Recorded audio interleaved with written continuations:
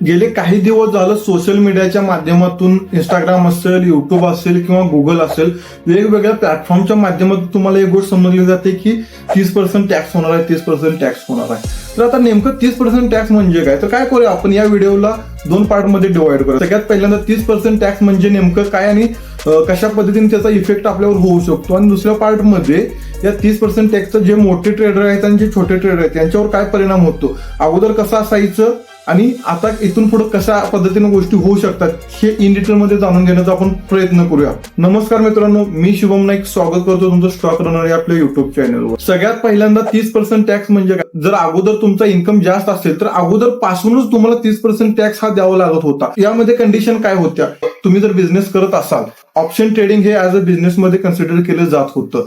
म्हणजे काय, तर तुम्ही ज्यावेळेला बिझनेस करत आला तुमचं जे काही प्रॉफिट होतं त्या प्रॉफिटवर तुम्हाला फ्लॅट 30% टॅक्स द्यावा लागत नाही.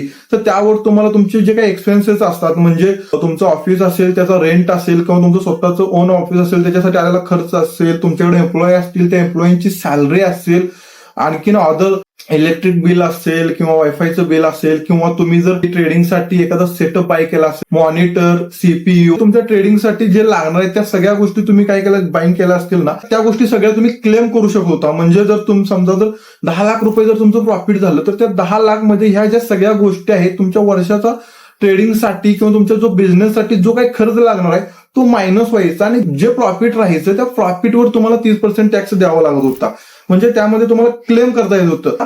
फ्लॅट 30% टॅक्स लागणार आहे म्हणजे काय, तर तुमचं जे काही प्रॉफिट होणार आहे त्या प्रॉफिटवर तुम्हाला फ्लॅट 30% टॅक्स लागणार आहे. म्हणजे जर 10 लाख रुपये प्रॉफिट झालं तर तुम्हाला त्या 10 लाख रुपयावर तुम्हाला फ्लॅट 30% टॅक्स द्यावा लागणार आहे. मग काय होणार आहे, तर तुम्हाला जे काही तुमचे आता अदर एक्सपेन्सेस आहेत, जसं की मी मगाशी सांगितलं, ते सगळे एक्सपेन्सेस तुम्हाला फ्लॅट 30% टॅक्स गव्हर्नमेंटला दिल्यानंतर मग जे काही प्रॉफिट राहील त्या प्रॉफिटमधून तुम्हाला काय करावं लागणार आहे, खर्च करावं लागणार आहे. तर हे एक मोठं नुकसान आपल्यासाठी असणार आहे. आणि दुसरी गोष्ट म्हणजे अगोदर ऑप्शन ट्रेडिंगला ऍज अ बिझनेस मधून कन्सिडर केलं जात होतं, जसं की मी मगाशी तुम्हाला सांगितलं, आणि आता या क्रायटेरियामधून ऑप्शन ट्रेडिंगला काढून गॅम्बलिंगच्या क्रायटेरियामध्ये टाकणार आहे.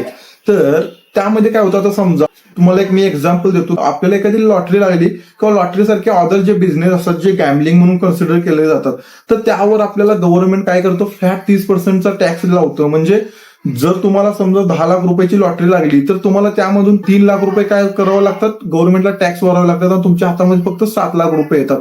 तर ऑप्शन ट्रेडिंगला बिझनेस क्रायटेरियामधून उचलून गॅम्बलिंगच्या क्रायटेरियामध्ये टाकण्याचा प्रयत्न गव्हर्नमेंटचा चालू आहे. ऑप्शन ट्रेडिंगला जर गॅम्बलिंगच्या क्रायटेरियामध्ये जर टाकलं तर आपल्याला 30% फ्लॅट टॅक्स गव्हर्नमेंटला द्यावा लागणार आहे. जसं की सगळ्यांना वाटतं गव्हर्नमेंटचा हा डिसिजन काय की रिटेलर ट्रेडर ऑप्शन ट्रेडिंग मध्ये जास्त येत आहेत, त्यांना थांबवण्यासाठी 30% टॅक्स हा लावला जातोय.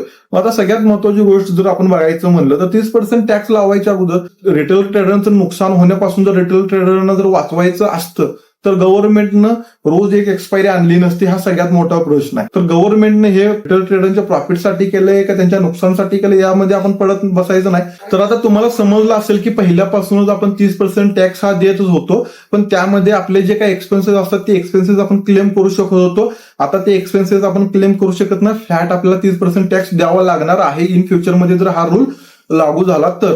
तर आता दुसरा पार्ट मध्ये जर आपण बघितलं त्याचे ड्रॉबॅक काय असू शकतात, त्याचे इफेक्ट काय असू शकतात. ज्यांचं इन्कम सोर्स 7 लाख किंवा 5 लाख रुपयांच्या आतमध्ये त्यांना कोणत्याही प्रकारचं टॅक्स पे करावा लागत नव्हता, आणि ज्याचे इन्कम 5 किंवा 7 लाख रुपयाच्या जास्त त्याच्यापेक्षा जास्त आहेत त्यांना 30% टॅक्स हा द्यावाच लागत होता.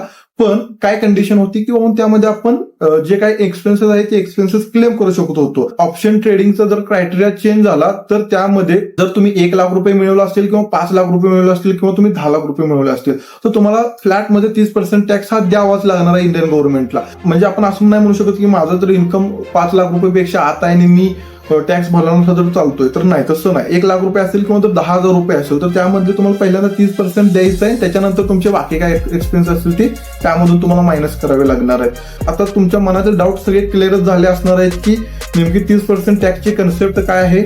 आपण अगोदर पासूनच 30% टॅक्स देत होतो आणि फक्त आपल्याला जो काही एक्सपेन्सेसचा क्लेम आहे तो क्लेम करता येणार नाही, आणि आपल्याला फ्लॅट 30% टॅक्स द्यावा लागणार आहे. जर व्हिडिओ इन्फॉर्मेटिव्ह वाटला असेल तर व्हिडिओला लाईक, कमेंट आणि शेअर करायला अजिबात विसरायचं नाही. चॅनलला जर अजून सबस्क्राईब केलं नसेल तर चॅनलला पटकन सबस्क्राईब करायचं आहे. भेटूया नेक्स्ट व्हिडिओमध्ये. धन्यवाद.